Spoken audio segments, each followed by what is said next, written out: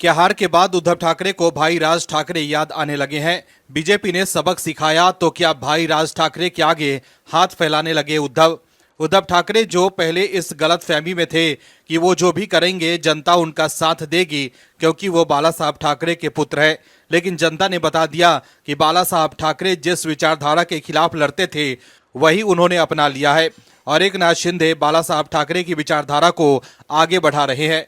ऐसे में हार के बाद अब हिंदुओं का वोट लेने के लिए उद्धव ठाकरे पलटी मारते दिख रहे हैं।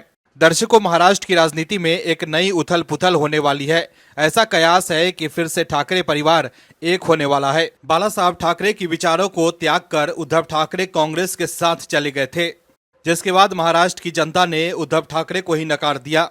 दर्शकों, समझने की बात यह है कि उद्धव ठाकरे को लग रहा था कि वो कांग्रेस और अविभाजित एनसीपी के साथ जाकर अपनी सीटें बढ़ा लेंगे, लेकिन वो ये बात भूल गए कि विचारों से समझौता करके कोई भी व्यक्ति बड़ा नहीं बन सकता है। और महाराष्ट्र की जनता ने इस बात को साबित भी कर दिया कि अगर आप विचारों से समझौता करेंगे तो हम आपको कहीं का नहीं छोड़ेंगे। अब उद्धव ठाकरे जब हार के बाद फिर से हिंदुत्व की तरफ लौट रहे हैं तो फिर से चर्चा जोर पकड़ रही है कि क्या फिर से ठाकरे परिवार के लोग आपस में जुड़ सकते हैं और अपना सियासी अस्तित्व बचाने के लिए क्या उद्धव ठाकरे राज ठाकरे से हाथ मिला सकते हैं।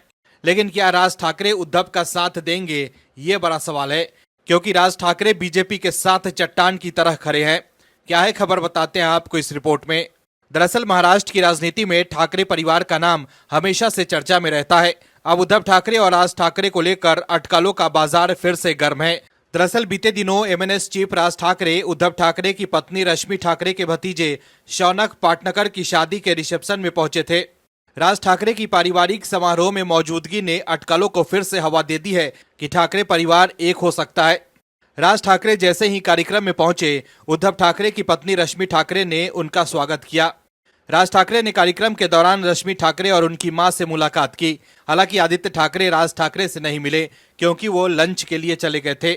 यहाँ दिलचस्प बात यह है कि महाराष्ट्र के विधानसभा चुनाव में दोनों परिवार खुलकर एक दूसरे का विरोध करते दिखे थे। यहाँ तक कि मनसे से राज ठाकरे के बेटे अमित ठाकरे के खिलाफ उद्धव ने अपना उम्मीदवार खड़ा कर दिया था, जिसके बाद मनसे ने शिवसेना उद्धव गुट की आलोचना की थी।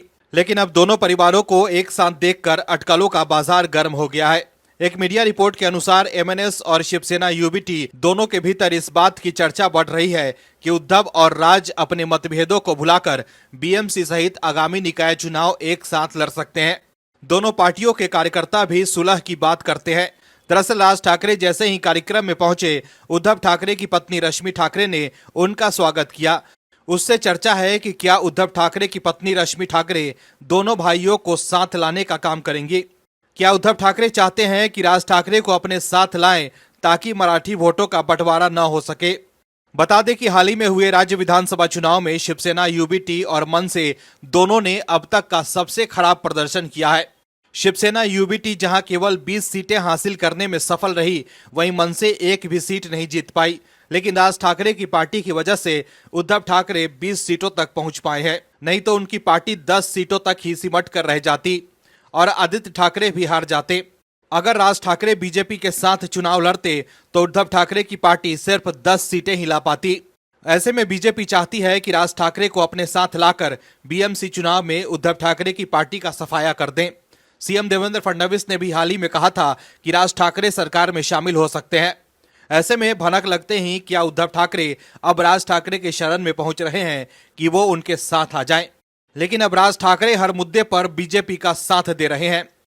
हाल ही में राज ठाकरे ने ट्वीट कर कहा था कि मैं केंद्र सरकार से ये अनुरोध करता हूं कि वो किसी भी विपक्षी के विरोध के आगे न झुके। विपक्ष के आगे झुके बिना केंद्र सरकार संसद के इसी सत्र में वक्फ संशोधन विधेयक 2024 को पारित करे।